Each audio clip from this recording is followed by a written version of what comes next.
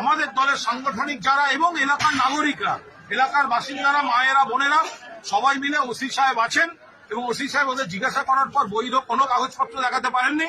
ফলে আমাদের বক্তব্য, যারা ইউটিউব দেখে ভক্তি শ্রদ্ধা মা কালীকে করুন, কোনো সমস্যা নেই, কিন্তু এই মন্দিরটা ভক্তিকে বিপথে চালিয়ে যা যা করছে দয়া করে সেগুলো সম্পর্কে সচেতন থাকুন।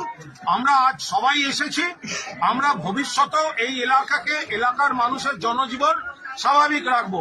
আমরা মা কালীর ভক্ত, আমরা হিন্দু, কিন্তু প্রথমে ভয় করছিল এই বিষয়ে ঢুকতে, কারণ আমার মন্দির নিয়ে কিছু বলতে যাবো, কে কি বলে বসবেন। কিন্তু যখন দেখলাম যে মন্দির নিয়ে ব্যবসা হচ্ছে, এই অভিযোগ আসছে এবং মানুষ ক্ষিপ্ত, তাহলে তো লোকে ভাববে আমরা ব্যবস্থা না নিলে তাহলে আমরা এর অংশীদার হয়ে আছি। ফলে যেটা নয় সেটা নয়, আমরা সেই কারণে আজ এসেছি। দয়া করে ভেবে দেখবেন, শ্যামা সুন্দরীর মন্দির, বিশ্বাস মা কালীর প্রতি থাকলে দক্ষিণেশ্বরে যান, কালীঘাটে যান, আরো অনেক জায়গায় মা কালীর মন্দির আছে, যান। কিন্তু যে মা কালী রাতে নেচে বেড়ান বলে খবর, যে মা কালীর আপনার সোনার গয়না পছন্দ হয়, সেই মা কালীর থেকে একটুখানি দূরে থাকাটা আমার মনে হয় ভালো। একটু ভেবে দেখবেন।